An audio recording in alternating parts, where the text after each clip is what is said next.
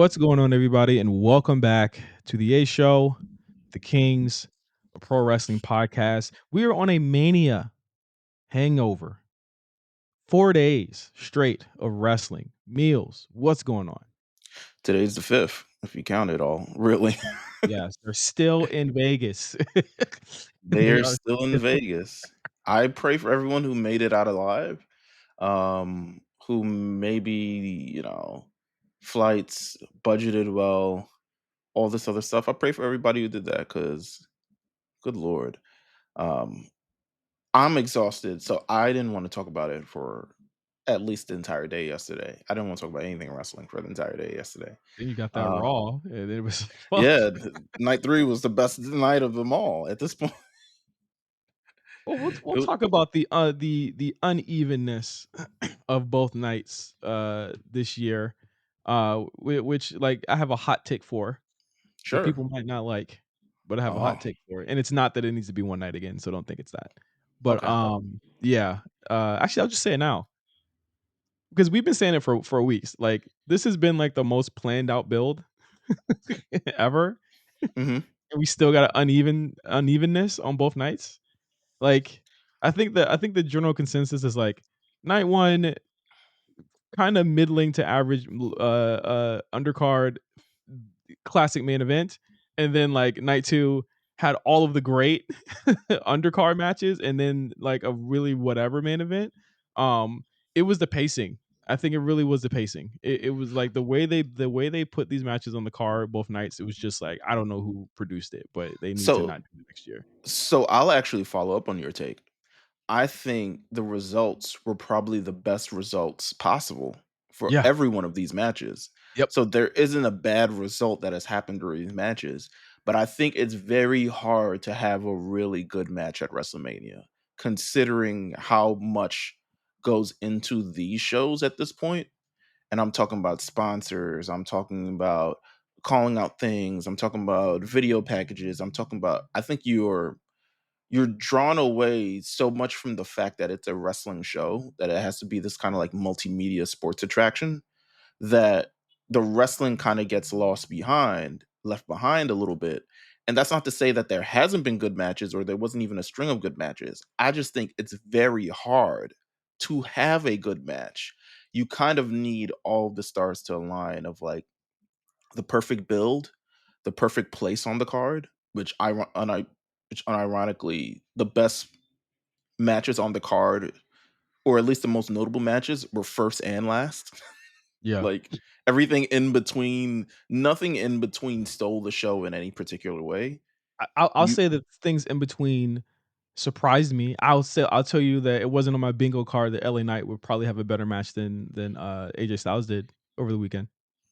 Very, very true. But I do think that it's become based on how these shows are planned out, especially WrestleMania itself, and it makes me wonder what they're going to do for SummerSlam since it's also now 2 days, Mhm. and being hosted by Cardi B. And they gotta Who start I that earlier. They gotta start that, like, in a month. Like Yeah, what they're but doing I with that. don't. My thing is, I don't even expect that. I expect like minimal, unless like Cardi B is actually like in a program or something. I expect minimal involvement from her, because she doesn't seem like the person who's like all in love wrestling kind of thing. She just grew up watching wrestling like everybody else. Um, but I would say it's very, very hard to have a really good match at WrestleMania. Um, I will say, And it's also bef- not like any other pay-per-views. I won't name any names, but, like, it's not like they say, "Go out there and steal the show," and everyone steal the show. Like, it is very clearly made so that, like, you can't take away from what's closing each night. Like yeah, each match seemed to be explicitly spaced out to flow into what was going to happen at the end of the night. Like night one, you had title changes on title changes, but at the hmm end of the day, it was to prepare you for the fact that there was going to be a huge angle happening. Then night two, they gave you everything that you wanted to see, all the happiness right at the outset. And then, once again, a heel walks out. I say this Mania 41 was a Triple H special, Meelz. He loves doing this shit. He did it in NXT all the time. He loves when heels walk out on top at the end of the show. He loves when fans go home unhappy because you know what he does? He loves to start fucking stories at the Yeah, biggest show of the year and then end them at like other places throughout the year. But like right. he couldn't do that last year because people would have fucking firebombed the Connecticut. But this was a Triple A special. This was WrestleMania 2000 twice this weekend. Yeah, I think the mere fact it seemed to be a setup for what's coming in the future. Um, Again, it's always kind of like shaky results. At some point, it's like a little bit of intrigue. I think if you end the first night, it's a lot of intrigue in terms of like, okay, what are they going to do from here? Second night was again, second night. I don't even think the result was bad. I just think the execution was terrible. Like I Mhm. just think, and I think that's with a lot of. Well, I won't say a lot of the things on the card, but most notably that match, right? Main event, Cody versus John Cena. Yeah. Um, didn't know this is John Cena's like first time working heel in like 20 years, 22 years. Mhm. And he wasn't even that great of a heel worker back then. Like, you know what I'm saying? Because he had a lot of the partners back then when he was younger. He was working heel against Kurt Angle and against Undertaker and against other things. So he's trying to figure out how to be even a heel with these like great, massive veterans. But now he's the elder statesman, kind of like working in this role. And And and we'll talk about this when we talk about kind of the main events. He like to me WCW Hogan. he to me should not have ring generaled or been calling that match. He should have deferred to Cody there, I think.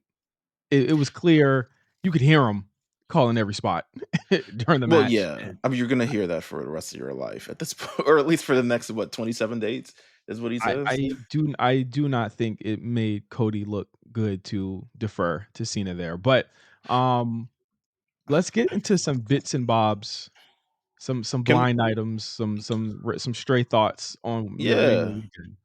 Can I start and with Yep. asking you a question? Kind of like how did you feel?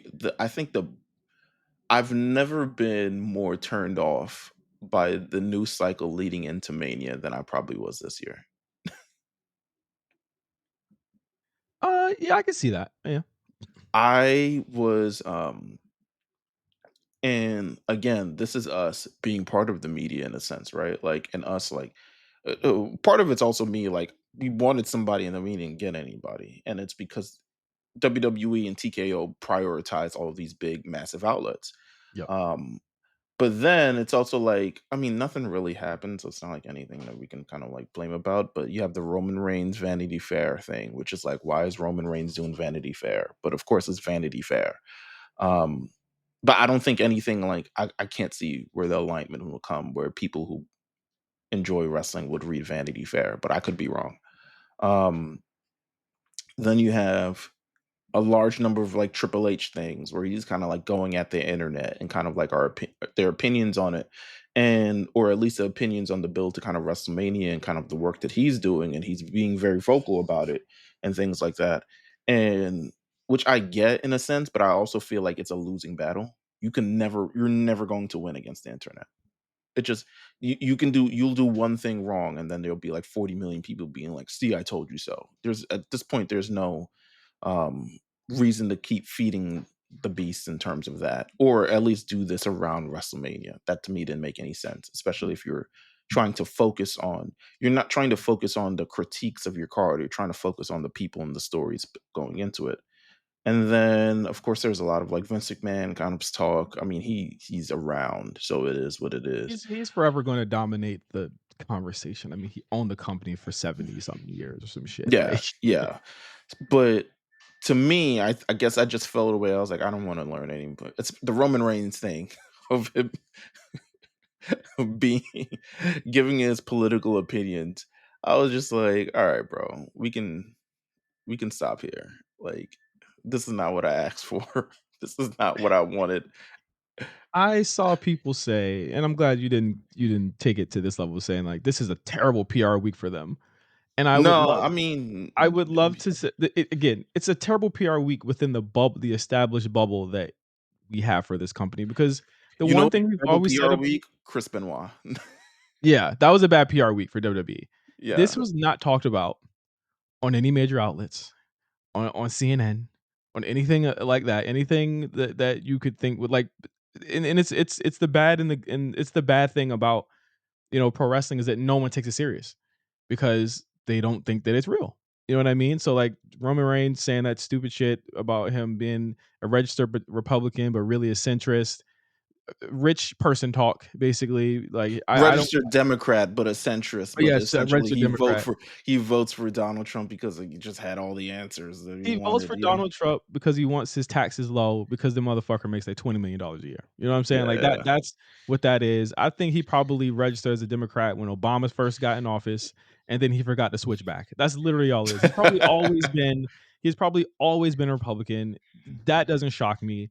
The political stuff about, Triple H saying that Donald Trump's a great figure. He's like a cult of personality. Oh, he's like a great heel or something along those Yeah, I mean, lines, like, he's working the crowd. I was like, "Bro, Triple H please." is an idiot, but I mean, but even still, Meals, he is a cult of personality.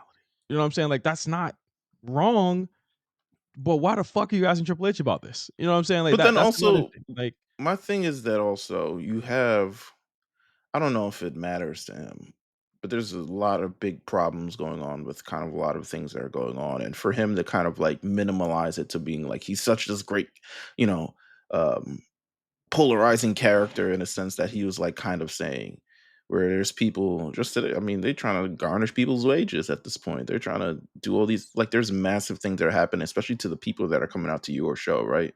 There are people spending thousands of dollars to just come to your show. And you're kind of like minimum. I mean, this country is it is what it. This administration makes people feel very but makes you feel a emboldened type of way. Yeah. But in but but in you expressing their opinions on these kind of things. So put it your is what it is. energy into something else. Then like this is where we are.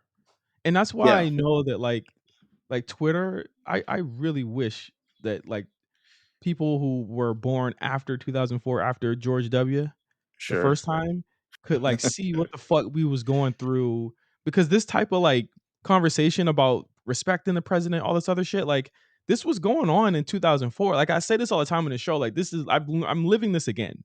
You know Yeah. what I'm saying? Like, I'm living this again, except I'm an adult this time. I'm living through the same kind of super jingoistic, super patriotic shit that we went through then. They're going with the times.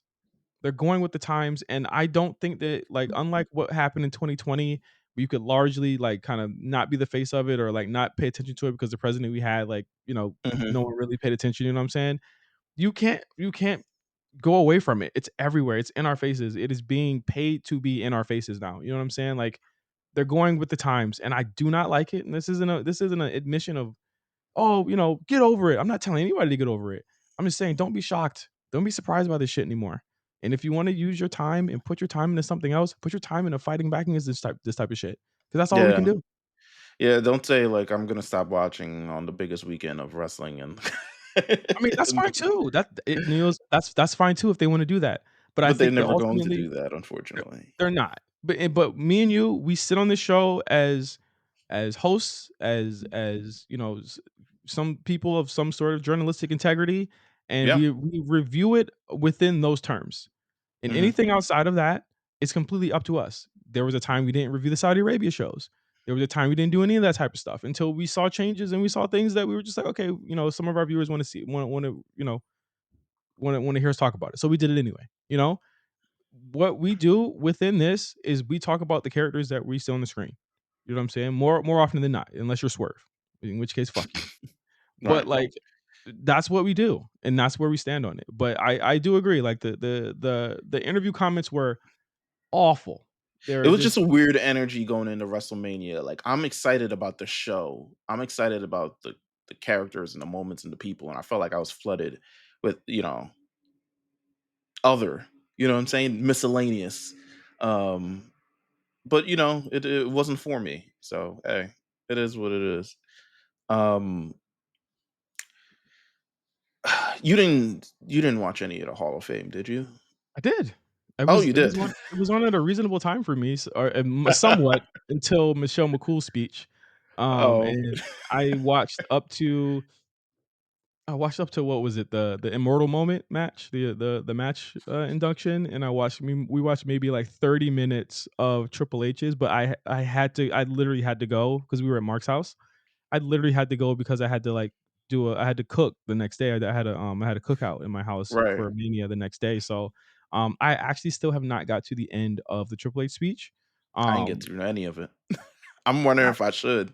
I wanna watch the Triple H one because I did hear it was pretty good, and I was actually kinda shocked at how much it was not about him in the first 30 minutes of it. I'm not Um, shocked. it was actually really, really cool, the props he was given and some of the stories he told. I wanna see the rest of that.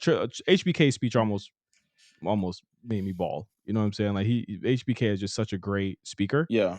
I think that's worth it for the HBK induction alone. Yeah. Um I'm not surprised Triple H isn't talking a lot about himself because he seemed like he wanted no part of this. Yes, yes, and you could definitely he says it several times. I mean, he can't even, like, talk for the first, Yeah. like, 3 minutes of it because he's, like, on the verge of tears, but, When they did the Hall of Fame segment thing at WrestleMania, the first thing he does when he comes out is shake everybody else's hand. yeah, Mind you, this moment is supposed to be about him, right? But yeah, he's so in like show mode, like showrunner mode, like this is my kind of thing now. I think he doesn't really want to make it about him. and Bret Hart, Um, Bret, get over it, nigga. Brett was like, Get over "Oh, brother, of course he does this during the, he didn't shake my hand backstage." damn, nigga, get over it. Anyway, I thought that who was on this thing? I thought the Lex Luger thing was really good. I thought it was really cool. Hmm. Michelle McCool talked for so long, and Undertaker's induction was not any better. There's so much lies being spread on that thing. Like we live this, right? Like, am Of I wilding for course. saying like that she wasn't like whatever was happening with the women was already happening while she was there and before she left? Like, were people like Michelle McCool stands like that? Like, I've always thought that it was Beth Phoenix who came after her that was the one that was like, okay, like they should be given more opportunities in that sense. Well, her and Beth were at the same time, and there's well, one, there's stands for everybody. Two, True. they were there at the same time. I think with Michelle McCool, I guess her notable rise to fame is like she was probably the best worker out of all of the Diva Search girls. Um, however, I if you ask if she's made an indelible mark on the industry, it's the answer is no. But she she was a great worker for the time she had, and she probably came in a time she was probably too early for the time that she needed to be in. I think if she was into the era afterwards, she's probably regarded more in the Charlottes and the others, you know what I'm saying, as kind of like one of those workers. But I think because of it, she was such an anomaly. She was a good worker, don't get me wrong. And she had great matches and she put all in her segment, but it was just still at the time where women were not even close to being taken seriously on the show. Um, and realistically, people are still like, there's like 3 other women that should be inducted before you, but hey, here we are. I mean, there's Um, one of them was in the crowd, Layla. Like, come on, I mean, man. Layla, yes, first Diva Search winner. I was also thinking Victoria. I'm still boggled that she hasn't been inducted yet. Jazz, still boggled she has not been inducted yet. Um, I wrote this. Shout out to everyone who the love on the piece that I wrote for OK Player. I was like, man, y'all blew that shit up. But another woman, um, Kaya Stevens, Amazing Kong, like she will probably not get the respect she deserves for being a large part of women being taken seriously in wrestling. So there's a lot of people before Michelle McCool, but you know what? Undertaker. Boy, let it go. Go home. Cut the Hey fucking hair. man, Cut the fucking hair off, bro. You look you sick. need that sacred, bro. You need that sacred. Yeah, nah, he need to be saged. You Nigga need some lying. edge drops.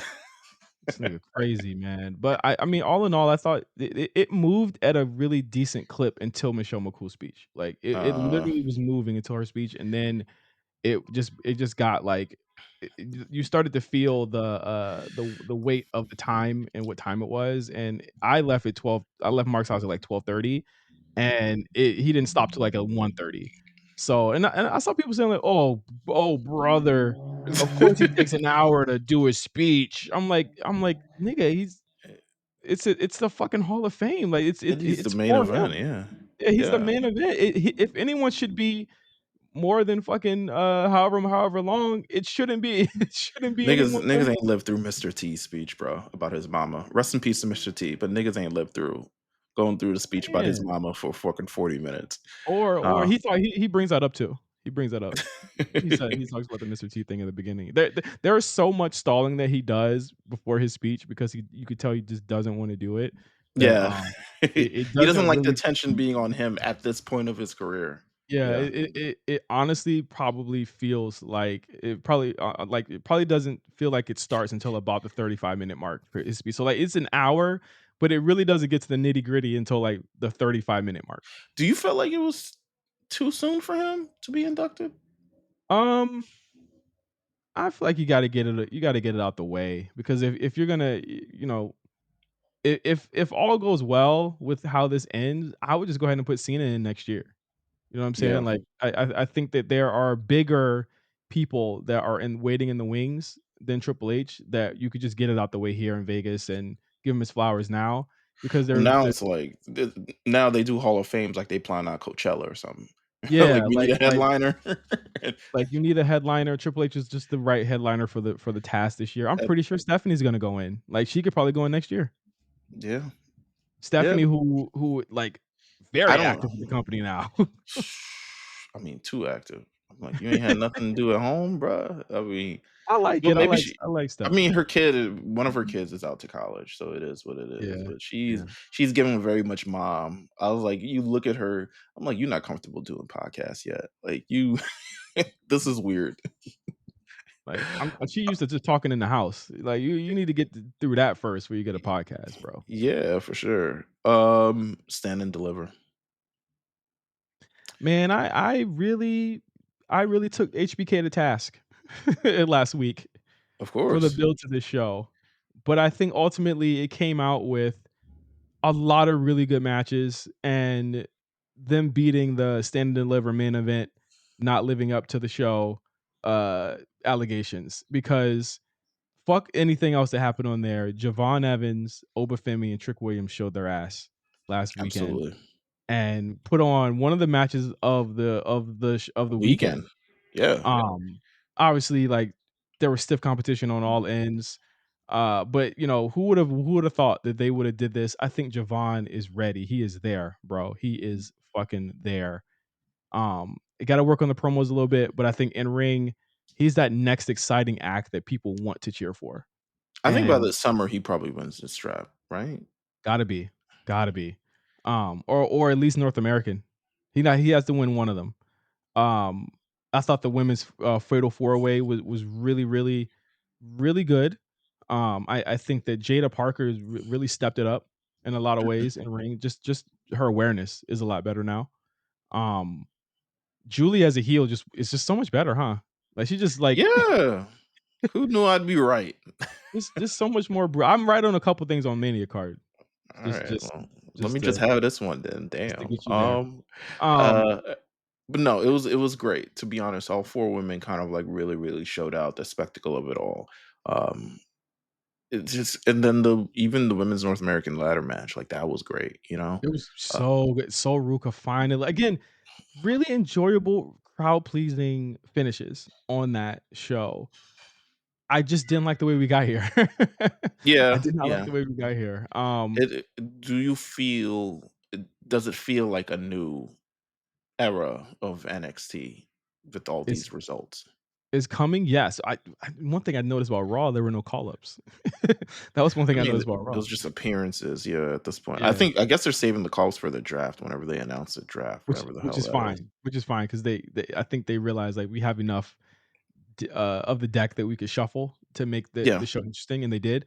But I think that yes, a new era is definitely upon us. I would imagine that a lot of these folks on the show are not going to be around very long. It seems to me like they're starting to rev up Roxanne's final act, Tony D How potentially his many final times have act. we said that shit?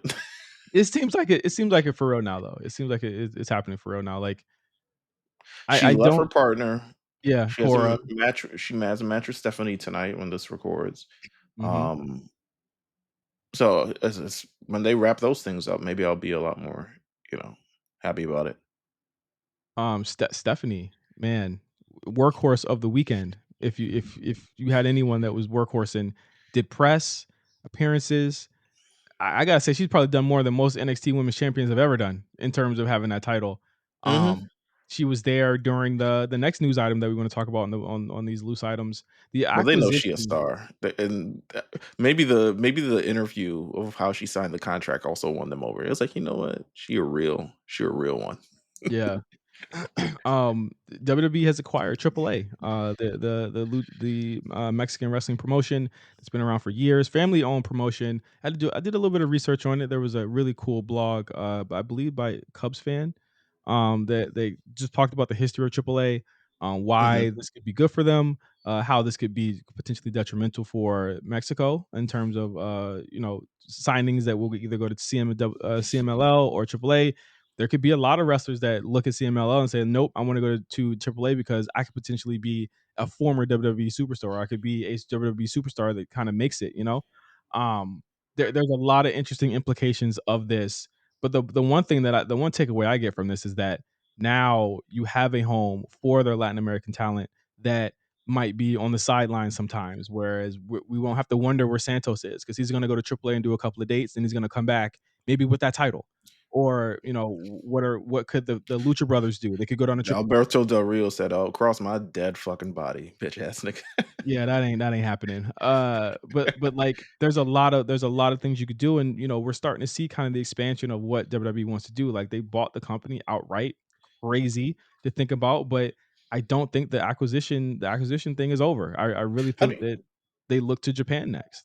What do you feel like this means for the greater, grander, like, master plan of what WWE is trying to accomplish? Is this purely just for the worldwide, expansion of the company? Like, do you feel like this is just to kind of, like, bolster their roster? Like, where do you kinda, like, see this fitting in seemingly their master plan? Because 'Cause I'm assuming they have a plan moving forward with all of this stuff. The Triple H also talked about, I think on the McAfee show, he said, like, "NXT Europe is still coming." I'm like, "Really? Alright, bet." But do you feel like, because I could see it as both ways of it being detrimental. I could also see it as something that in, like, 10 years, depending on the state of, like, the economy and something, they just give up altogether. Um, so where do you kinda, like, see this fitting in to, like, really their master plan for this? I think ultimately, like, their master plan could potentially be them having a spot again where they could do worlds collide type things, but also does it feel like they want to try and bring back some of that? Like, it's not even really like the territories, you know what I'm saying? Like it's because they own everything, but I would think that they want to start spreading the money out to like other places. They want to spread that money out to Mexico. They want to get a home base out there. Maybe they get a performance center out there where they can train more of the next generation of wrestlers. Like it's Right. seeming to me like it's something that has never been done before. But I'm gonna tell you what, Mills, I don't think people are like I don't think people are looking at this as really what it should be, and that's like it's a boon. It should be a good thing for wrestlers in general. I Um, don't think it I can see why they wouldn't look at it like that, because essentially it's weird because of the two massive companies, right? Like now it feels like we're drawing a line in the middle. It feels like people are having to either choose one or the other. And that doesn't necessarily have to be the case, but that's kind of like what it feel like it's setting up the stage for, right? Like the narrative surrounding this is like, why would they do this unless they were trying to do this or they're trying to do that or something along those lines? Why would WWE ID, NXT Europe, kind of like Japan, Noah thing? Like they have all their hands in these baskets, but like ultimately, how does I guess it does benefit them.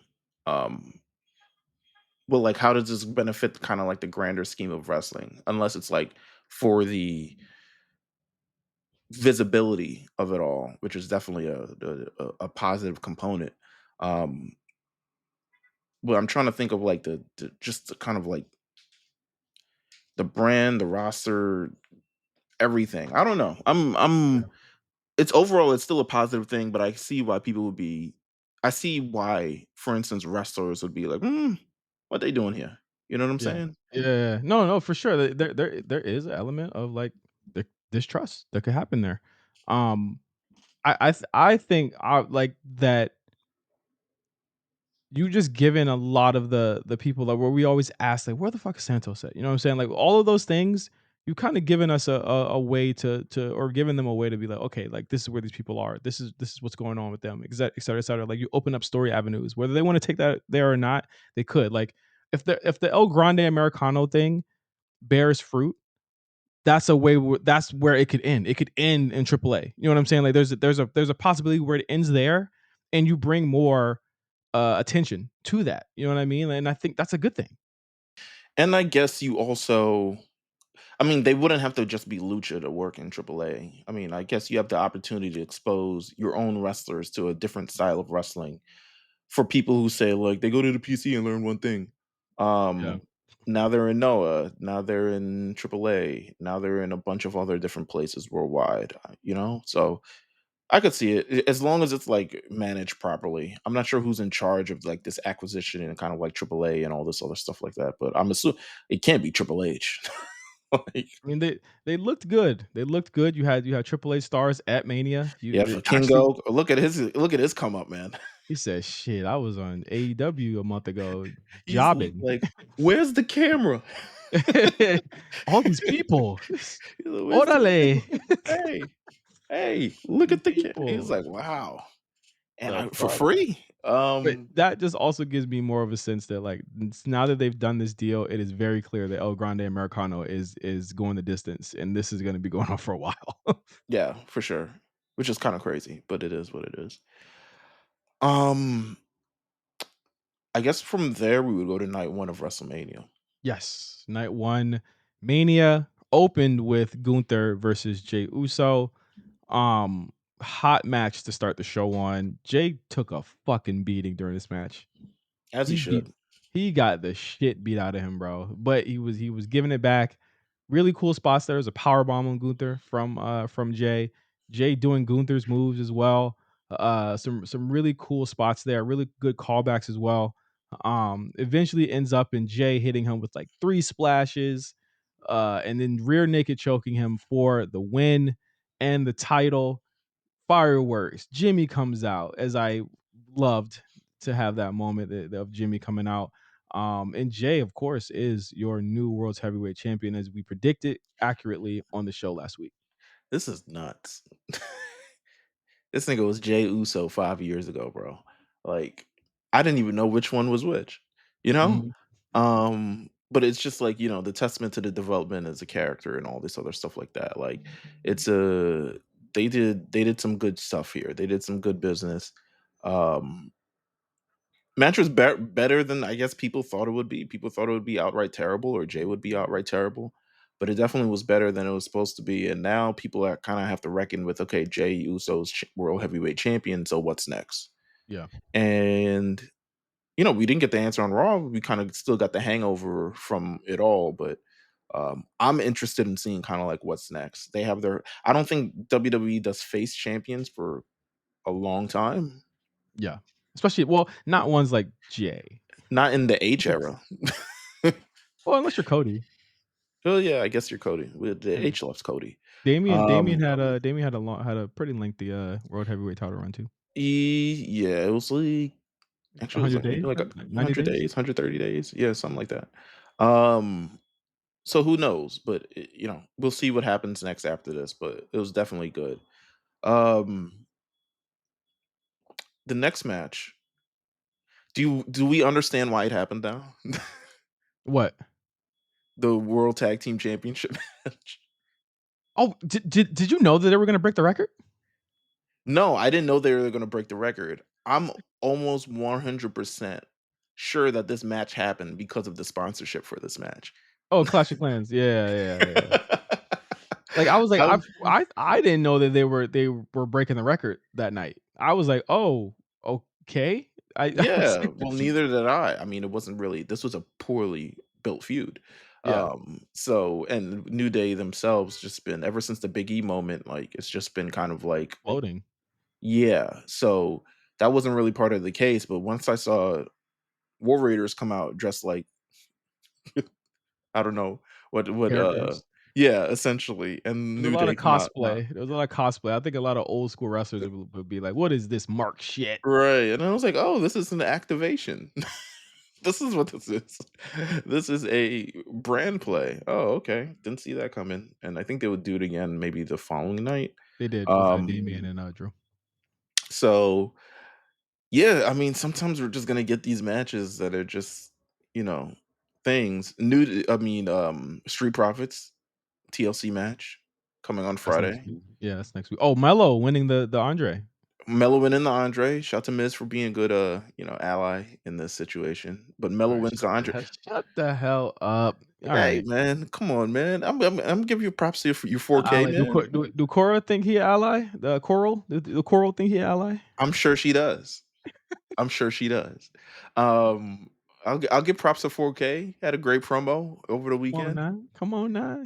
You Come stay on, hating on it. You stay hating on my nigga. I That's I give okay. props where it is. I give props where it Alright. is, man. I Okay. mean, they didn't really do nothing with him after that, but What the fuck? he Alright. got You it out. always got some shade, bro. Like, I can't stand this nigga, bro. Alright. I'm glad he got it out of his system. Yeah. Um, Yeah. Yeah. You're an asshole. United States Championship match, the what the Heliante match of the weekend. Yeah. Where was this? Where was this LA Knight all It was year?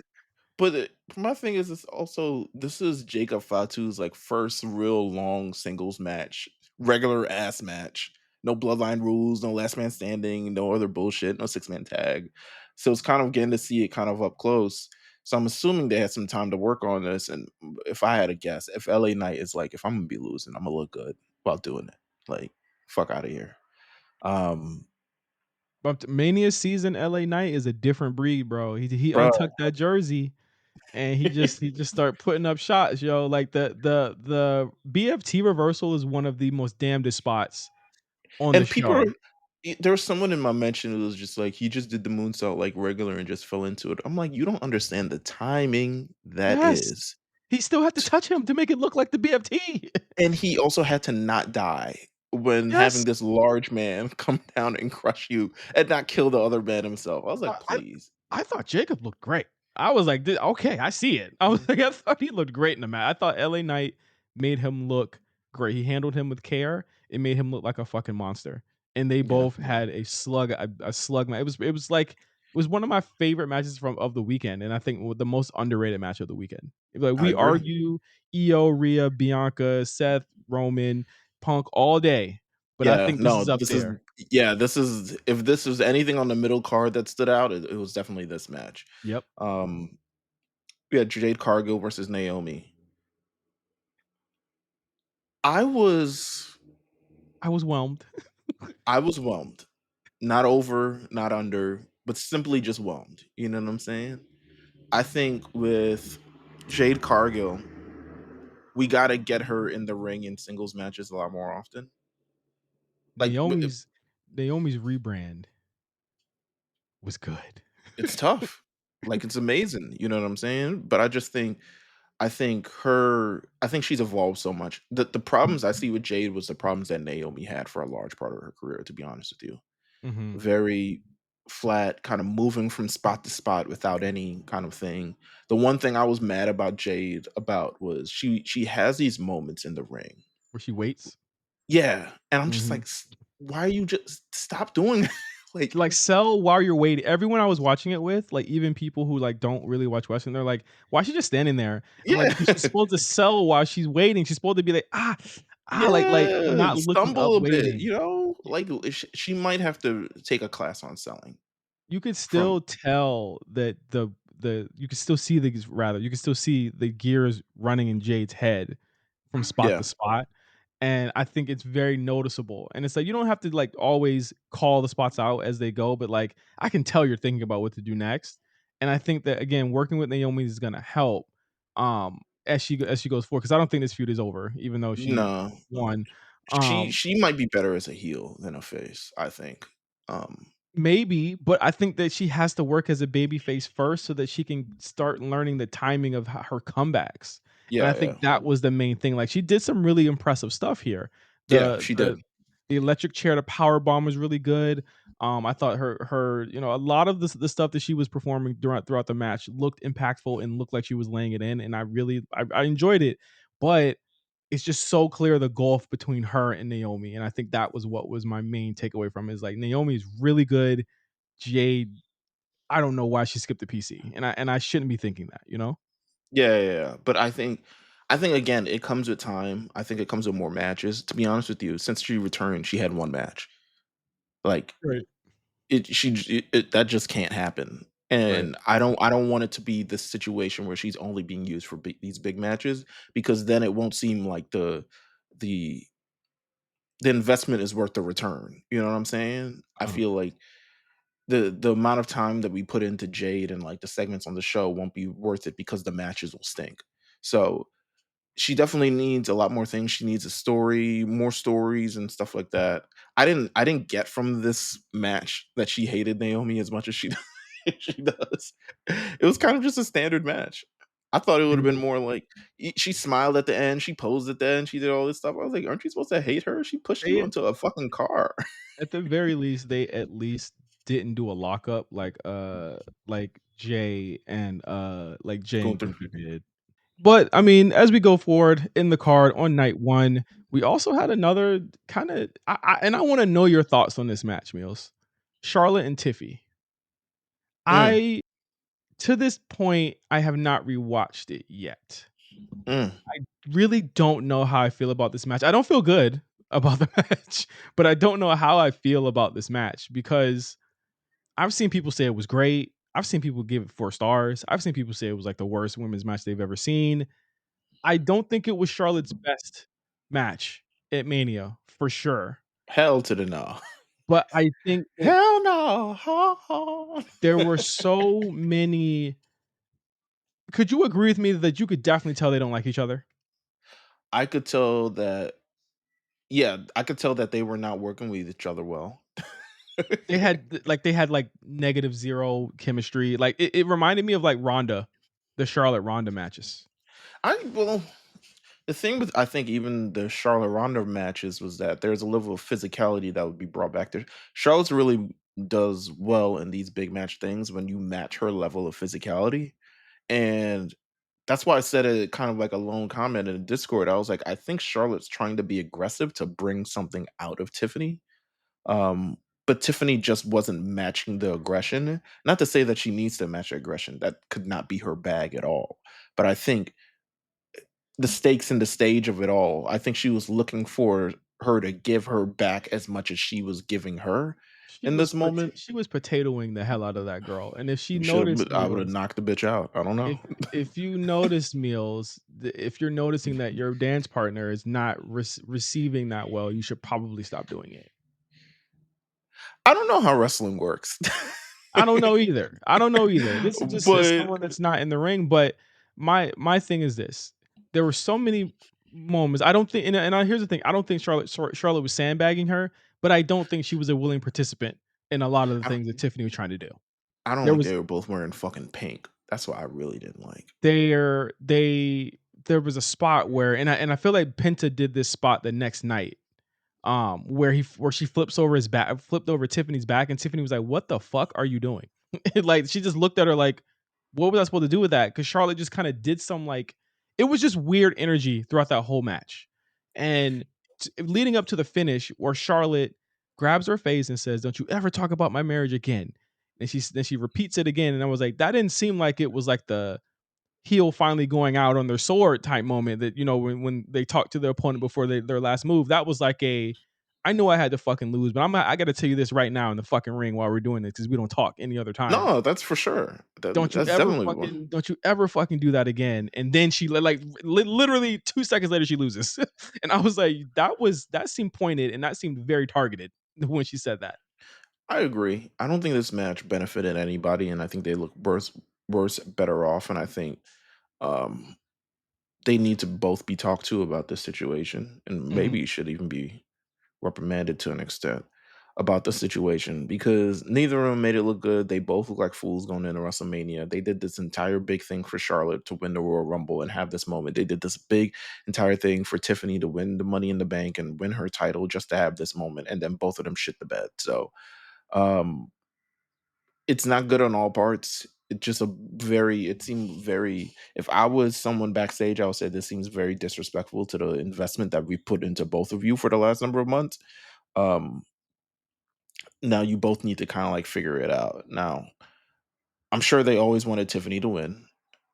Yeah. However, I don't know if Tiffany should be a long-term champion. Well, at the very least, they've been giving more, I hate to say the word like legitimate, but it's the only thing I can think of. More legitimate reigns to their money in the bank holders in this regime. Yes, So yes, yes. I foresee her having this for quite some time as well. And this is proof. Unless No, I said I don't think she should have it for long no, at I all. said I see her having a longer term Oh, one like EO and Damien did at the very least. right, right, right. Um, maybe till Money in the Bank in June, I could see. But there's still elements of the babyface thing that they haven't ironed out yet. And I feel like Yeah, that's really it. if she drops it now, she's not gonna be able to iron it out because a lot of it is the resilience and facing the adversity that she wouldn't necessarily face as a heel.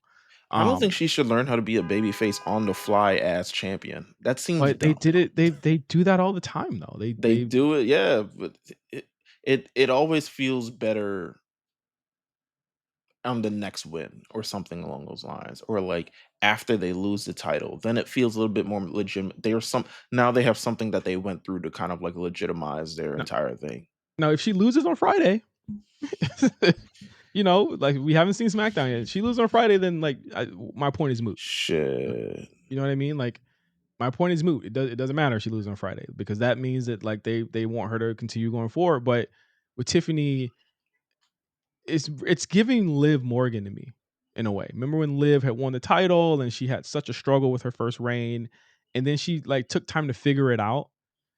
I see the same kind of thing happening with Tiffany, where she's gonna have to figure it out on the fly, the same way that she's got to figure it out right now on the fly, facing off against the Charlotte. Like, remember, Liv had to face off against the Rondas and the Charlotte and all of that stuff. But Her first reign. part of being my thing is in terms of being a good face, you can't just be a face because people like you.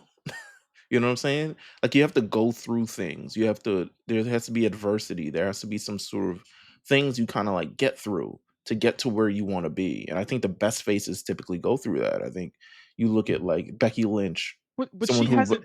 Tiffany hasn't had the chance to do that because as soon as she won it, we all thought that like, okay, she's gonna get this Naya program and all this I stuff's gonna thought, yeah, happen. that's what I'm saying. And I was she like, ra but do you think a lot of that was her fault? I don't think so. I think a I lot don't of think that so. was booking's fault.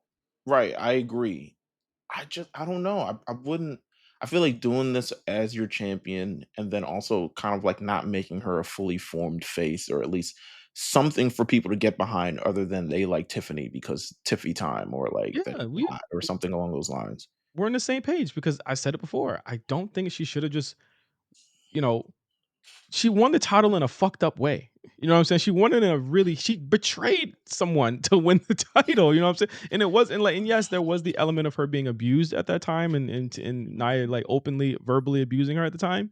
But like But it was also dumb building up to it because she threatened to cash it in like 4 different times. Like exactly, nice. and they waited mad long to do it. So again, like I'm in full agreement. Like they fumbled a lot of the execution of this happening, but I still don't think that is reason enough to give up on her, and I don't think they're going to. I don't think Um, so either. But I don't think they'll ultimately give up on her. I think there's a bet. I think you can drop the title to someone else and come back around. Like, I think that's how you do it. First of all, she needs sustained excellence if she's really gonna be someone at the top of the card. But I think there's definitely an opportunity to like, hey, let's come back to this for a second. I think they did it with Bailey in NXT. Um, she dropped the title, she comes back around, she builds herself back up. I don't think she wins it again against Asuka, but it's the journey of it that kind of like restores people's faith within her and actually, makes it stronger. So yeah, that's what I would say. But it was also at a weird part of the. I don't know. I'll talk about the card order for the second night as well. But I think the card order kind of like messed up the show as well.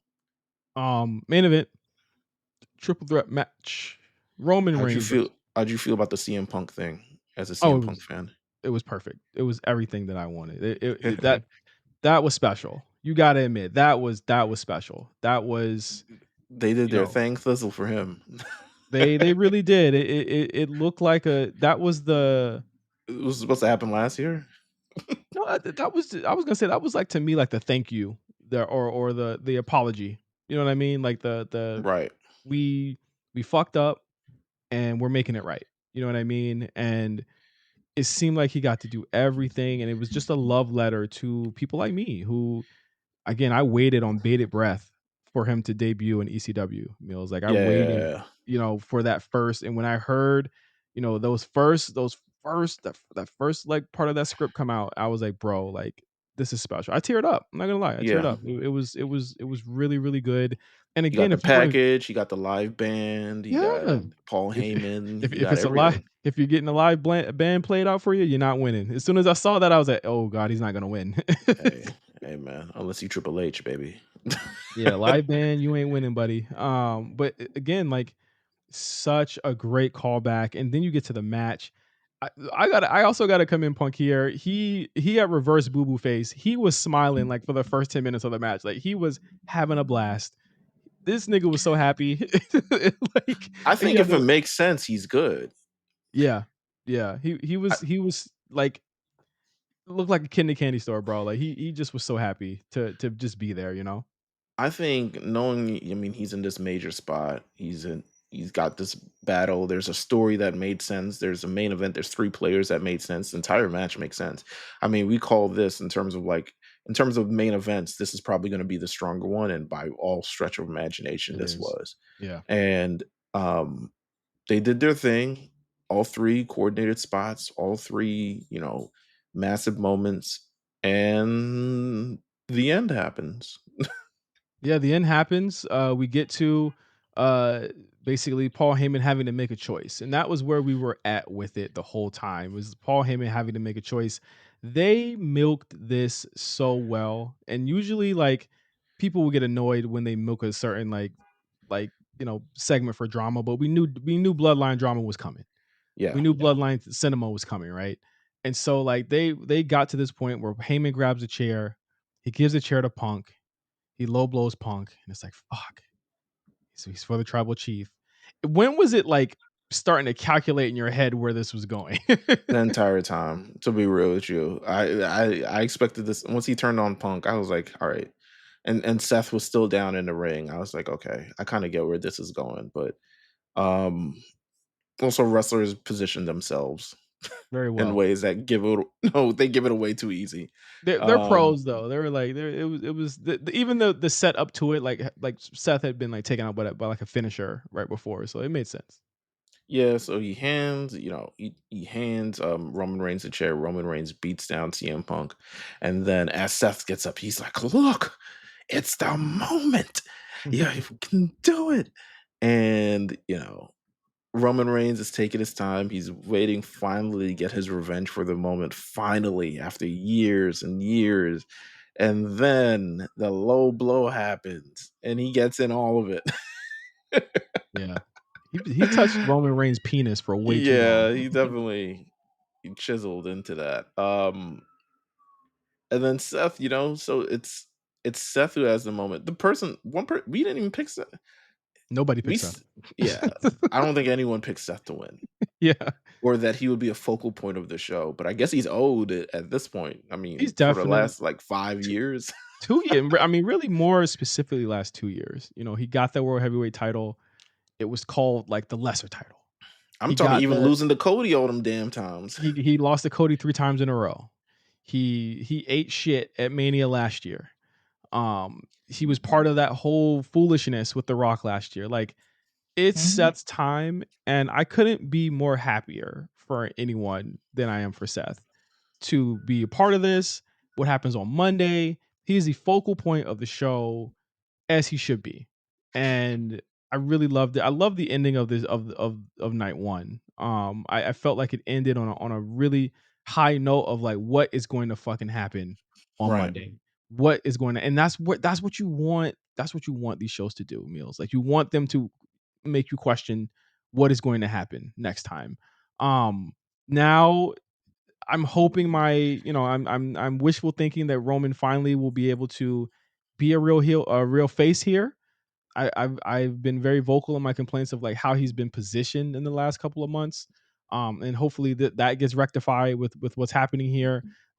And I well, we got to get to Monday, because we've already seen like Yeah, where yeah, where it's, yeah, where yeah. it's where it's headed now. But night two, um, opened with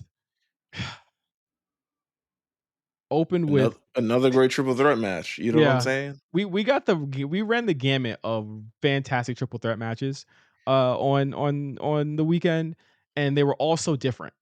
And one thing that I noticed about the women's triple threat was how active all the participants were at all times of the match.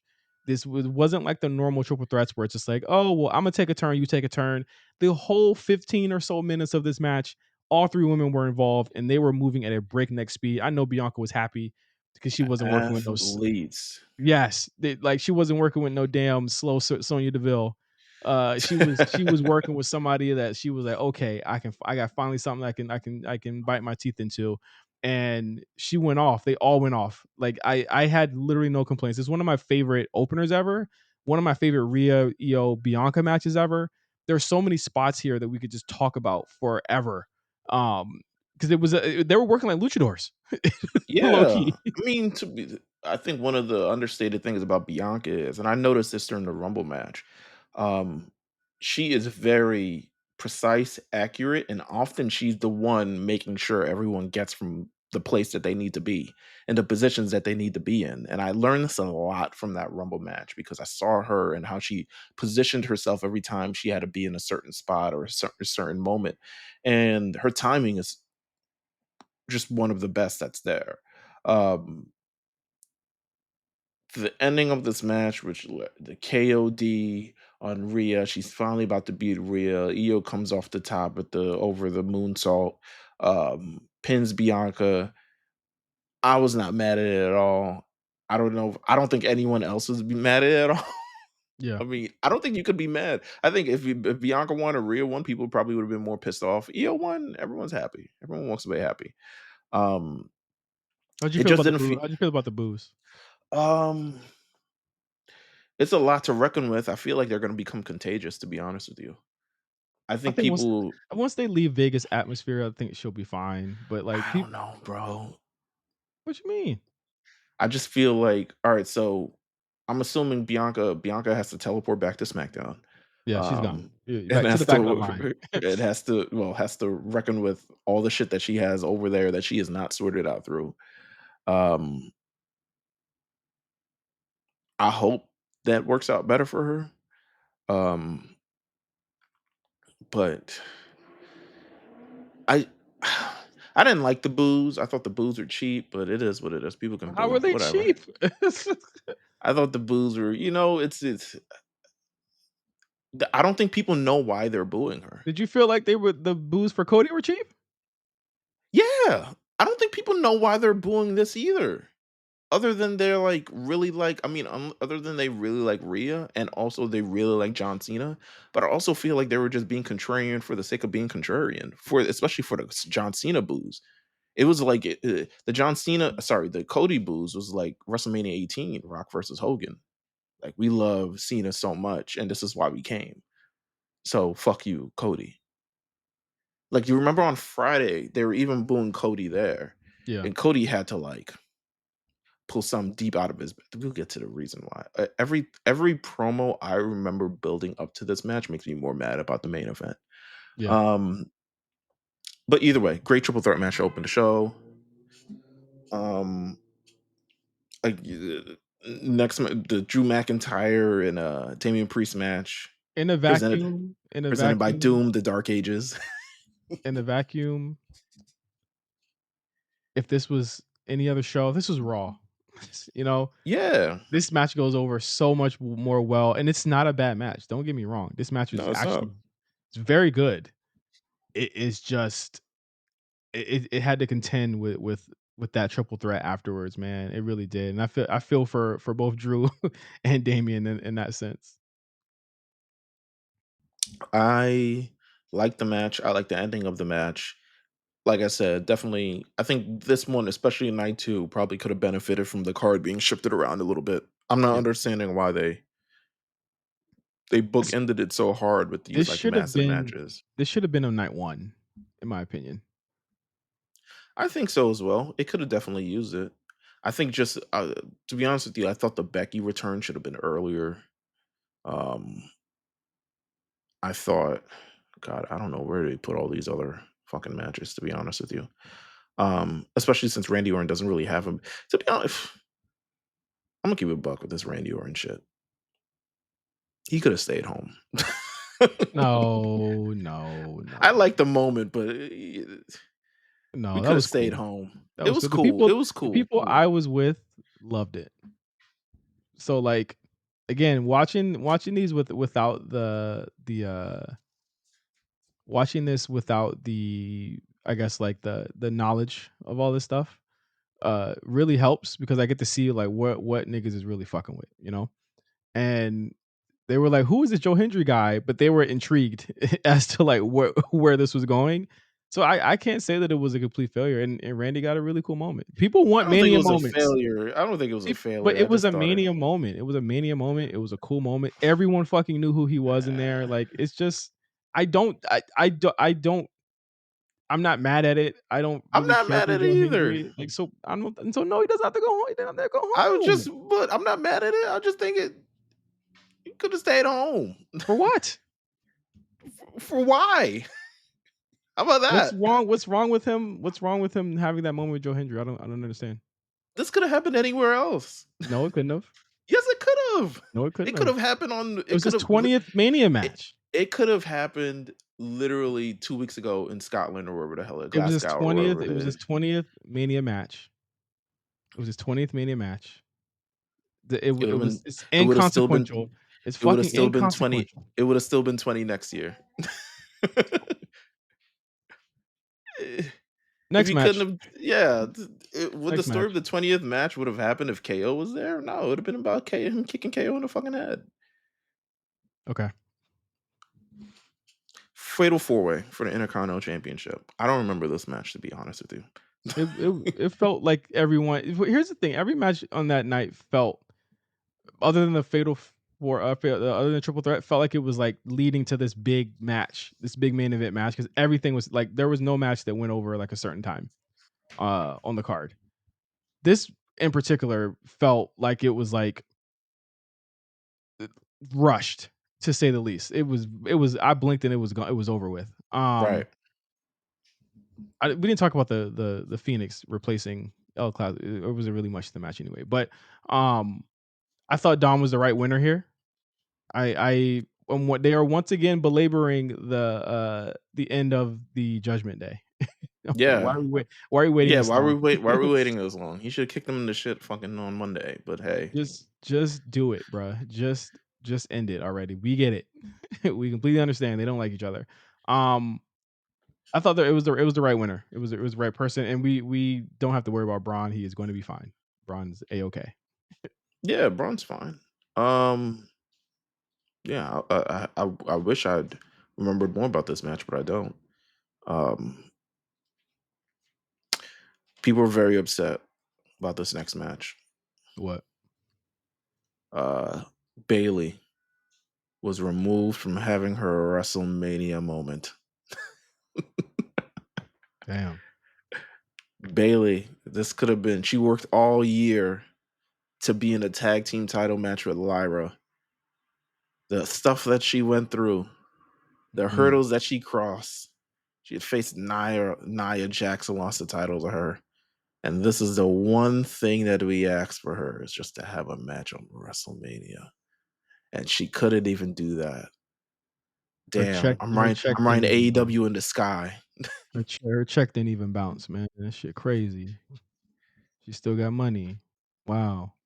Becky Hogan had to show up and drop the leg On it not only just dropped the leg on Bailey, she dropped the leg on Liv and Raquel too.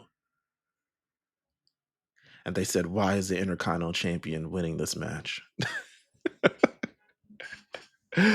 Yo, wrestling internet, wrestling discourse, especially stan accounts, is the most toxic, worst shit that's I ever saw somebody existed. say that. I saw somebody say WWE is in their safe space anymore, and I said, "All right, man, All right, bro. Go ahead you got it, then. you got it." We'll um, load up Collision, my guy. I don't know what to tell you. I popped for Becky's return. I loved it. I mean, She's we my saw it favorite. coming from a million miles away, but yes, I She, agree. And I everyone mean, popped. I still pop for it. Like when she walked through that shit, I was like, "Yeah, we back, baby. Business has picked up. Business has picked up, Finally, baby." she And said, "Tiffany, I'm back." She's not gonna hurt you anymore. thank you. Uh, Yeah, I know all the girls in the back is like, "Thank God." and kissed her boo boo on her forehead and said, "Mama's home." Uh-huh. You joke, but That's probably what happened. who got more respect? You joking, but who got more respect? Look, nigga, Oh my god. Anyway, yeah, Becky and Lyra win the women's tag team titles. for 24 And hours. that's what I'm saying. Here's my thing. People are so complaining about it, even if they're like, if Charlotte did this. I was like, didn't Charlotte actually do this? She did it with Asuka. And no one batted an eye. Um, but then also is like the one thing I wanted to type and then I stopped typing it because I was just like, I don't care about this enough. I was like, Liv and Raquel will win these titles again. Don't Yeah. chill. And sure enough, in like 45 minutes after I was supposed to send that tweet, they win it. There are Um, like here's that's the thing too. It's like it's not like there's a lot of challenges for these titles. So yeah, they're bro. gonna win them again. Come on, Fuck is man. wrong with y'all, man? How did how Anyway, did how did you feel about AJ versus Logan? it was missing something, right? Up until the point where Carrion came out, when people popped, I thought that the match was gonna hit another gear, and then it just ended. Yeah, this shit was all. It should have been on Raw. Yeah, it was weird. It just felt like if you don't like that's you want to talk about Randy? If there was nothing that you had better for Logan to do, he could have just stayed home too. I agree. I don't think Roman or I don't think Logan needs to have Mania matches. I don't think he needs to take spots away from I people. get why he's on me. I mean, he always gonna have a spot on Mania as long as he's an But in-ring he's active not an competitor for double. attraction. He's not an attraction. I don't see people like really giving a fuck about him being on any of these shows. I'm not gonna lie to you. Yeah, there needs to be a story involved. I would have thought by now he would have demanded there was a story involved or something. But I think he's gonna let his contract run out and then not come back. That's what I assume is gonna happen. Yeah. Um, the main event. It's that time. What did you like about this match, if any? Let's get through that really quickly. I enjoyed I enjoyed I liked that This is like me starting a paper in fucking eighth grade. I am somebody. Oh no. I liked that at the very least we got Cena working a lot differently. I thought they were moving slow because they were gonna go long. And they did go long. They went about what 25, 30 minutes. Yeah. Let me see. Um Look at I this think it was shit. 35 minutes. I didn't It count probably that was much. 35. I Listen, didn't as I didn't long as it took fucking Travis Scott to come out, it probably was 35. I think they're 21 minutes. oh yeah. This is not a Cody match. I think that there were some, and I mentioned this earlier in the show. There were some major, major, major missteps and major overthought moments in this. Most of them having to do with Cena trying to book all of this by himself. But at the very least, Cena attempting to craft this heel persona that he's only really had this match to actually do. Yeah. Like Cena And was people don't seem to buy him as a heel, to be honest with you. They don't. That's why I was like, during that match, Meals, I was like, you know what? Maybe I have severely overthought the heel turn at this point, or not overthought it, but I've severely, not even underestimated. I have severely I have issues with it now Yeah. because you can't just do this at the final Mania with your biggest baby face because, and we'll talk about The Rock's comments now. Like now that I'm learning that Triple H likely did this to save Cody from The Rock, Yeah. I understand it a little bit more. But I'm also like, shit, they really screwed the pooch here with this whole thing because they just had no clue what like it feels like they're going to be working on this for a while and tweaking it until it gets to a point where fans actually want to boo him. But I'm telling you, any of these places he's going to be for the last time, it's not going to happen, and you're going to be putting Cody in a really fucked up position to where it feels like this is sabotage, Meelz. Like it honestly feels like this is sabotage to me. I agree. I wholeheartedly agree. First of all, the part that makes me most mad is everything. Forget the Travis Scott part. I hated it too, but it happened, and whatever it was. The tug of the tug for the belt, Yeah. and then Cena begging off, and Cody just being like, "Man," I'm like, "You just eviscerated him for a month." Yeah.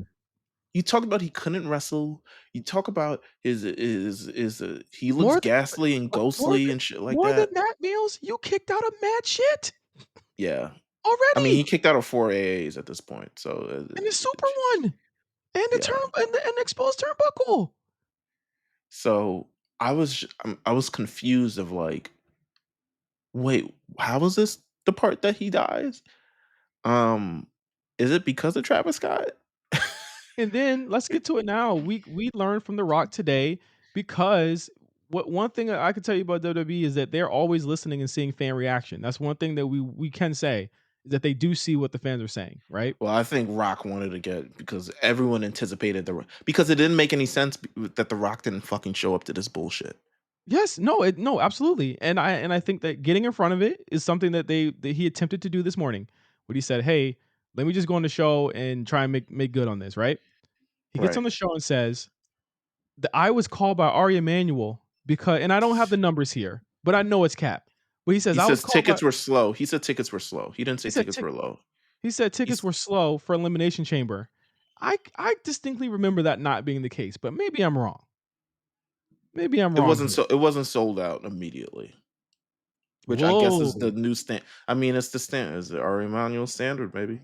They gotta sell out everywhere. But to be honest with you, like they just been to Toronto the previous year. There's only so much of this. You're not gonna sell out everything. Um, However, tickets were low, so Ari Emanuel calls the Rock. It's like Rock, we need something to we happen need something. He to he options he options Meals that the soul thing ends with Cody turning heel, and that was the thing that he wanted to do. And then he says the soul thing isn't about Cody being evil. It's about Cody getting it. I was like, that's not what you said, you bitch ass nigga. That's not what you said at all. I think Rock made this program worse this morning on McAfee show. I think he made this program worse. I think I don't understand the need to run out and immediately ruin everyone's um imagination or thing about this because you have to save yourself because people thought you were going to come out. And And you look I dumb. yeah, essentially. But you look dumb by agreeing to do there don't get me there was a million other ways they could have got to Cena being heel and Cody being face and The Rock being there without doing any of the shit that they No, did. no, no, Mills, they should never make him heel. That's not something they should be doing at all. You talking about Cody or Cena? Cody. No, I'm Uh, saying you could have got to the result that you got here and you wanted because he's like, I wanted it to just be focused on Cena and Cody. I'm like, yeah, well, motherfucker, you were the impetus for all this. yeah, you were You're the the reason why this catalyst for happened. all of this shit. And you could have there could have been a million ways you showed up to Elimination Chamber and not let this happen. I But you I felt again, you had to be the one, and you had to be the one. First of all, he could have left the ring and let yeah, Cena beat him up on his own. yeah. You know what I'm saying? You were directly involved, and then you said he literally said the final boss's job is done. He said his job was done, Meals. And everyone for But then the in the same breath, Meals, he turns around and says, "It's gonna come back around." I think there's a tug of war between him and Triple H right now because Triple H was the one who suggested John go heel, according to The Rock. So Yeah, that's more Rock ball washing, trying to be like, well, if you like it, it's my it's idea. If you don't like it, it's his because idea. we betted around these ideas. You know what I'm saying? Yeah. Like if you like it, it's my idea. If you don't like it, it's his idea. Like that's not how this works. That's not how this works. Someone has to take responsibility for this. Somebody has to take responsibility for this, and he does not want to take responsibility for anything that happens that is his idea that's bad. I Like agree. that is the long. He tried to sabotage Cody a year ago. He tried to do it again this year. Low key worked because now again, Triple H has to dig him out of this again. He has to dig him out of this hole again. Could this have happened where he was a face? Cena? Yeah. Yes, it should have had. I always said that I felt like even when this happened, I said this on the show. Cena should win at Mania, but he should turn heel to win it at Mania, not at Hmm. EC, not at EC. When it happened early, I remember saying like, okay, I'll see what they're cooking, but I don't know about this. Right. And they did it at EC anyway. I mean, they wanted the viral. I get it because you're trying to sell WrestleMania. You don't have the turn happen at WrestleMania to be the headlines. You want people to rush to WrestleMania to pay this exorbitant price. I said, you know what? For all the money people paid, he better have won it 17 fucking times. Yeah, he should. He should. I got no problem with John winning the 17th title. I'm fine with that. It's the way they pulled this off. It's this fact that the story makes no fucking sense. The fact that it still seems like they're that writing it day to day. the Rock seemingly was never going to be there, which makes me wonder why he got involved in the first place. Which makes me wonder why. I mean, there's a kind of a lot of like people saying essentially we've handed the creative reins to Triple H to be able to do what he want to do, but I feel like they still get involved. I think once business comes into play, it's like people are going to get involved. Rock is going to get involved. Ari Emanuel is going to get involved. You know, like listen, we need to. And mind you, it's fucking elimination chamber. Like, relax, nigga. Yeah. He's. I'm sure H was like, "Well, I got your Stratus to pull up. Wasn't sure if you needed anything else." It's like, yeah, I guess they need The Rock if The Rock can show up. But I'm sure if they didn't sell out this Mania, I'm sure Emmanuel will be like, "Rock, we kind of need you to show up for WrestleMania too." But it's Like, not. It hasn't happened. It's not going to happen because they're hot. But if they keep listening to The Rock, he's going to fucking ruin and destroy this shit. If they keep listening to him, he's like Meelz. He's going to ruin this. He's going to fuck it up if they keep allowing this to happen. I agree. I agree. Monday night, he comes out. Wait, quick thing. How do you feel about Stone Cold almost killing that lady?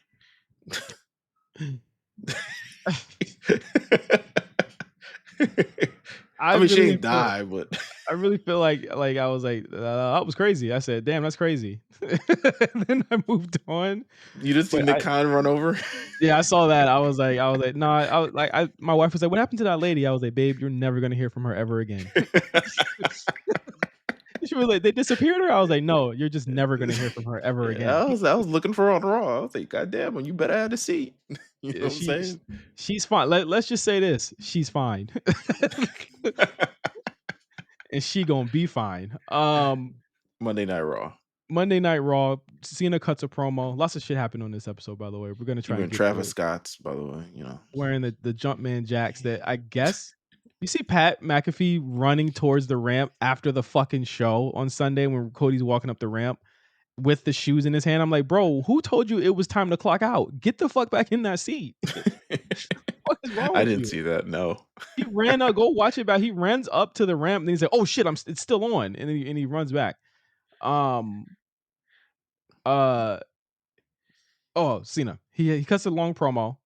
He does Same test the promo. Same he, fucking promo though. he does But test the waters on the Cody thing by mentioning him, and Cody gets booed again. But I'm like, you guys are once again setting him up.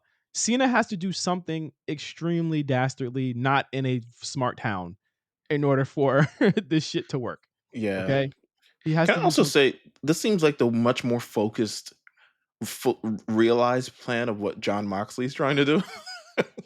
true, indeed. I'm going to ruin wrestling by if ruining the championship lineage, it ends with me. I was like, this seems a lot more focused than what the other crackheads doing on the other show. Yeah, Um, Cena for sure is a crackhead. So we get this long promo. Here's my thing. I am Shout out quite to him for certain, remembering all them dates too. I would have fucked it up. I was like, I was in Vegas, but it was easy. Toronto. It was easy because it was the dates before. So Yeah. that's probably easy. He's a Uh, psychopath. So that's probably why yeah, he he remembered. is he's a fucking robot, bro. Um, so he cuts through the promo. I am quite patently sure that Cody will probably be chasing for this title again in the near future, the nearest Yeah, future. It's just a matter of when. It's not a matter of if. I don't think people need to worry. I think Cody's gonna be fine. All right, that's my assessment of what happened. It's just that like he shouldn't have to keep being reset to one on this run would you every bring time the Cody Rock. back on Friday, or would you wait a little bit for Cody? They haven't announced him yet. I would bring him back on Friday. My personally because to set up a new thing with him.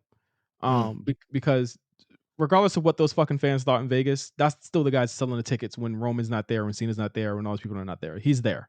yeah, yeah, So yeah. yeah, you bring him out on Sunday, or you bring him out Well, on Cena's supposed to Friday. be on SmackDown this week, I think. I think they have a face to face on Friday. I would be I'm certain that the reaction will be what we want it to be or what we think it should be with Cena getting booed and Cody getting cheered because of like Right, there is no earthly fucking reason why Cody should have been healed during this whole thing because they would have just cheered Cody. You know what I'm saying? Like they wouldn't have cared if it was Cena's last. And I see why Rock wanted to do it because Cena was retiring and he needs to have a heel to go against. But like that was not never going to Cody, end. nigga. Yeah, like that was never going to end the way that you wanted to because people have been wanting Cody to go heel forever. So like that's just not what you want to do. Randy Orton comes out. RKO Cena picks up the title. Remember, Randy did say that he was looking at Cody. He was looking at the Mm-hmm. World Heavyweight Championship before WrestleMania. Mm-hmm. Now we're going into Backlash with this match on the way. St. Louis. That's Mhm. where Randy from. So hopefully they sell some tickets so The Rock doesn't have to fucking show up. Lots of stuff happened on this episode. We then got the really lengthy. They got the time they should have got on Sunday. Women's tag team title match. Man, Liv Morgan, huh? Hey man, Liv fucking Morgan, eh? she's good, man. She's the one. She is the one that was prophesized. Um, I was thinking this match. I was like, damn, they gonna have Becky work tomorrow too. no, I was like, she just got back, and then little did we know. Little little did we did we fucking know. know. They lose the titles, Lyra and Becky, to Liv and Raquel. Liv and Raquel or Liv and Raquel become 4-time tag team champions. And you get the Becky turn, which I did notice that somebody went to I think someone like said to her off shoot, they told Becky to get back in the ring to like continue doing the heat on on Hmm. Lyra It's not because enough heat. it wasn't People are enough. people are not. They're not booing enough, so she went back Yeah, in and gave her she the looks fine manhandle. actually. Beat her And up. but what was funny was that Lyra it looked like Lyra didn't know because she was sitting there like, "Whoa, what's going on?" I've And never been turned on before. yeah, like I was wondering. I wonder when Becky told her like officially, like, "Hey, like I gotta give you a couple more manhandles to get this over." But she got it over really well. Becky is heel again. It's been a while since she's been heel. I'm interested in seeing what wrinkle gets added to her character to make that work. Hey, her and her man, same time. It's seeming like it. Um, It's seeming like it. It's looking like it to me. hey, That's where we're going with that. I threw out some on Twitter about Seth and Seth and Becky versus Punk and AJ. I don't know if it'll happen. People are like, that'll never happen. I was like, I don't know, bro. I never say never. Her Yeah, man. name is not consistently brought up for no reason. You know? Yeah. SummerSlam in Jersey, bud. Come on Yeah. now. Maybe earlier. Um Money in the Bank, maybe earlier. Cardi B, AJ Lee. She got some. Cardi Oh B, my AJ god. Lee. She got time. There's plenty of time for this to still happen. So, but that really set off the tone for this show. It was a show full of like really shocking angles It was and a show of someone walks to the ring and some shit is gonna happen. yeah. I mean, you had the New Day come out, Yeah. Alpha Academy came out, and then out of nowhere, a bum appeared. And I was like, "Whoa!" I was like, "Who is this?" Yo, first of all, that was funny. Second of all, he looks great. I was like, "Holy, he looks 50 years old now. He needs to For tighten up, sure. nigga. He looks perfect. Tighten up, Third of fuck all, nigga." third of all, I love how I don't know why they did a variety thing. You got a 2-year deal. I'm like, is this what we touting? 2-year 'Cause he deals, had nigga? remember his management remember he's him and Lana have always had different representation. That's how they was Is getting them TMZ articles and shit. I think is it's he Mojo represented? people. Yeah, that's what I'm thinking. I'm like, is he Yeah, represented by them Mojo niggas? yeah, I Yo. think it's the Mojo niggas. Uh, So 2-year deal. It's very he coming off the bench. they plopped him right in the Right. mid card. Yeah, listen, fucking 8 points per game, 4 rebounds. Oh, nah, nah. That's the Rusev experience, baby. Rusev is back, man. Come on. Niggas they come off the bench to give you fucking a single, bruh. Fuck off. Hey man, listen. I'll take 8 points off the bench right now. My Alright. Knicks need 8 points off the bench right now. Well, tell him to go play for them. Shit, I don't need to see him on TV. Shit. Nigga, get out of Uh, here, bro. I don't need to see that nigga. Good, hey good, good, man, good show. People were excited. people are Uh, excited. they were happy. I need the Redeemer back though. That's what I need. But We'll see. Lana's also on the Legends deal. People are like, Lana's not a legend. I'm like, relax. That's It's fucked up. it's That's a Legends deal by name. that's kinda green. That's kinda green. Don't do that to her. Don't do that to her. She was with the company for a really long She time. was, yeah. I mean, she's not a legend, but she on a Legends deal. What I My think guess it's so she doesn't have to be physical, I guess. my guess is that she wants to be able to do all the other things that she wants to do, but doesn't want to be tied down to WWE. I'm assuming whatever the You things ain't that she gonna does tie is me down. when I'm on the road. Shout out to Ray J. Yeah. Um, actually, not no shout out to Ray J. Yeah, no Um, yeet for Ray J. so Io Sky comes out and she's happy. She's like, She's "Hey, over the moon. over the moon. Can you believe they got her a cheesy catchphrase like that?" Um, I didn't process Stephanie Vaquer was coming out until she actually came out. I was like, "What Mhm. the fuck is this, She was looking hot. bruh?" And then they said they were gonna have a match. I said, "Excuse me, I what?" said I said H is mad about last night. Good, good. Well, I listen, s they putting over Stephanie hard. Yep. They as they should. Call her It up is tomorrow. it is looking like to me that she is going to lose that title and she is going to leave that brand. That's what it's looking like to me. Give it a Jada. Yeah, it's looking like she is not long for that brand, which I'm Well, fine with. hold on because they have the match. The match is incredible. Roxanne interferes. And then not only does Roxanne interfere, but Julia shows up. How did you we got a moment of Julia on Raw. How did we Yeah. feel? She did not look out of place. She She didn't didn't look look out out of of place. place, right? Yeah, mhm. Rhea pulls up, and Rhea is the litmus test. You Yep, stand across stare the ring down, from Rhea. stare down. She looked Yeah. good I was because like, okay, I they see both this. look they both look like murder mommies, that's why. They both look Yeah. like murder mommies, bro. We on the same wavelength. I was like, okay, this look good. This They look both look good. like murder mommies. I'm like, that's why I said I earlier, said this one. Let's do this one. yeah. I said, "Yeah, man." I said, "Oh, yeah, man." I like it. I like it. Yep, Oh I my like it. god. I said, That yeah, shit let's do look this one. Let's I this one right said, here. I "Bro, want this one. what'd he say, airport test?" I said, "Yeah." She looked good. You She look looked good. good. I Yes, said, you know sir. what? I'm here for it. Do something. I don't know. It's on NXT tonight. I'm sure they do some fly shit or not, or whatever it is. I don't know what NXT's on this Oh, week. they got Stephanie versus, Roxanne, and I guess the response to Tony D getting snaked by his dog. Amen. Amen. Hey. I didn't like fucking Dark State need work, bro. I like the Osiris dude and the Saquon dude. Osiris actually showed me something the other night. The other niggas, I'd be like, all right, bro. Osiris was good. I liked Osiris. Osiris is good. Osiris is Yeah. good. Osiris is good. Osiris is good. Osiris and Yeah. Saquon were leading that match. The other Dion Lennox, Hey, man, real estate. Might not be for you, buddy. Real estate, bruh. Get your real estate license, You ain't brother. tough, bro. You ain't tough. So Yeah, relax. dog. I'm not rocking with that. But um, what else happened on this? Rhea gives the title back to Io, letting us know since Rhea didn't get pinned that program is going to be continuing on, Yeah, which is fine. sure. Yeah. Um, Um, what else happened here on they Raw? yeeted. We got the Jey Uso, Sami Zayn thing. They They teased the milking it. turn. They They look. They milking it, like. eh? They as they should. Yeah, As they should. they Listen, niggas milking it. was ready. We were ready.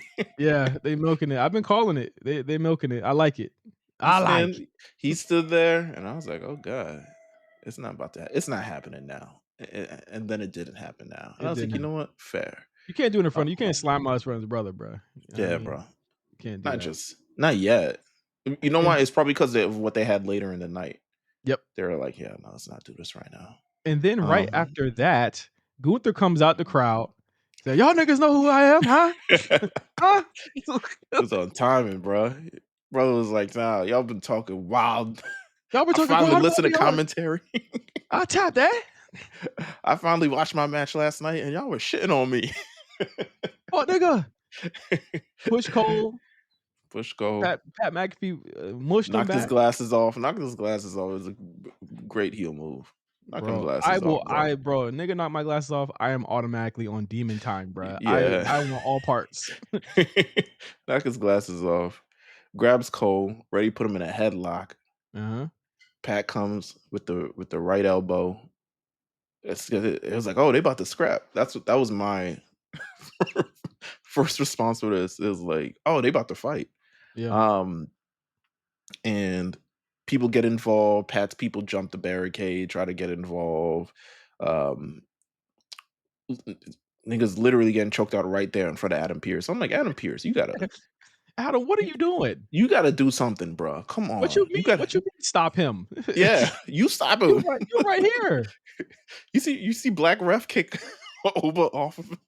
Yeah, Black Ref was doing his job way too well the other He night. kicked that nigga off him. I was like, I don't know, you supposed to be doing that, Way but too well, hey, bro. um, but yeah, listen, great business. I like Yeah. it. Real As good long as stuff. it doesn't lead to a Gunther and Pat McAfee match. Well, you're about to be mad, but I think it leads to a Pat McAfee match, which leads to a bigger bully. Gunther needs right, a bigger right, Pat bully. McAfee off, bro. Oh It's too yeah, oh much. yeah. It's too much. That's a good idea too. I like that. That's a good Listen, idea too. man, it's too much. It's too much. It's too much. Literally, once a week we got glaze this guy. It's too much. It's too Uh, much. then we get to Dom versus Penta. I mean, nothing happened more than just building up the story for Dom. Hey, JD back. JD's alive. How Yeah, about that? JD's alive. Back quicker than I thought he would be I was back. like, Happy. yeah, lung, everything. I was like, all right, you lived. You survived. People actually popped for him too when he came out too, so that was pretty cool. And then we get to the main event segment. With that being Seth Rollins and Paul Heyman. Seth doesn't even get a word, or Heyman rather doesn't get the word out until Punk comes out taping up the wrist like Taker. He gets taken out by CM Punk, and then Roman comes out, spears Seth, and then he gives Paul Heyman the Superman punch. Heyman got up for that Superman punch like he was like a real wrestler. Like he was like, Yeah, you know man. what, this is the signature move. I know what I have to do next. Gets up, ready for the spear, until he gets speared by Braun Breaker. Jonathan Breaker, my guy. Oh my god. Did not realize that he was the only person on the show that had not appeared yet. So I was actually I'm sure rightfully there's mad niggas who ain't appear on this damn show. no. It wasn't. New Day was there. War Raiders were there. 4K was there. Only person that really wasn't there was AJ and Logan, which I didn't expect them to be there either. I expected Braun to come out and interrupt the Dominic match because of what happened. But that's why when he didn't show up, I was like, oh, okay, I guess he's not on today. So I was actually pretty full. This has been years in the making with Braun and Heyman, you know. And I Yeah, think yeah, yeah. it goes into what I said earlier about Seth is finally the guy. Seth is Mhm. finally the guy that they're basing these stories around. He's finally the linchpin of Monday Night Raw. It is his show. Now, Meelz, we low-key have Roman on the show. He's a free agent. So Roman has like kind of stealth moved over to Raw as Cena moves to SmackDown, which I think is kind of interesting, kind of good. He's going to be on Raw now. Just to me, this is the better idea. Mhm. You've got so many angles here with Seth, Roman, Seth, Punk and Roman teaming up is a possibility now, which we didn't have a couple weeks ago. We are firmly in a moment now where Roman has to reckon with what has happened, but he also has some firepower against him to actually have him sell, have him not be this fucking unbeatable champion all the time. Like now he's facing top guys and not Solo Sikoa. You know what I mean? And like this is why it's so interesting. But Braun is finally getting the rub that he deserves from being next to these They're guys. gonna need to heat Braun up, man. We're gonna have to. He not heated already? Yeah, I mean, he just lost the title. We gotta have him some beat a couple of dudes before he go to Roman. Nigga, he just Unless whoop he beats Roman Roman. ass. Unless he beats Roman. I see him whooping Roman ass. I'm not really sure if you're going if that's gonna happen, Backlash. but Backlash. I see a tag match happening at Backlash to make that a big deal. Okay. And that should Okay. main event the show, to be honest with you. Hey man, but it's Randy Cena. Yeah, it's too old nigga. You know that match ain't gonna be good, right? But yeah, I know it's not gonna be good. But it's not for me. It's for Like niggas like Cam and shit. there is there is a contingent there is a possibility that if you put any nucleus of Roman, Seth, and Punk together, it is going to be match of the night. And I don't think that if they're not going to start the show with that tag match, they need to end it. Hey And that's how I man, feel. If that's what they're as gonna do. long as long as this is better than the fucking Death Riders, I am with it 1,010%. Yeah. As long as this 100%. is better than that. But yeah, that was everything over the weekend. Whew. We got through it. This was an extra long episode. Thank you guys for sticking with us. I'm excited to see where SmackDown goes. I'm excited to see where NXT goes as well. There's a couple of debuts that we haven't seen yet and that haven't happened yet. Put them on Namely SmackDown. namely on SmackDown. We'll see if there's any call ups. We'll see if there's anybody else going up. But other than that, that has been the show. Thank you all for listening to the A Show this week. And we'll be back next week as we are on the road to Backlash in 3 weeks, Meelz. So there's a lot of things that have to happen and come together in those Hey, 3 weeks. So hey, clear the room. It's time. no, you're not gonna say it. We're out. Happy Rusev Goodbye, Day, everybody. fucker. We'll see you guys next week.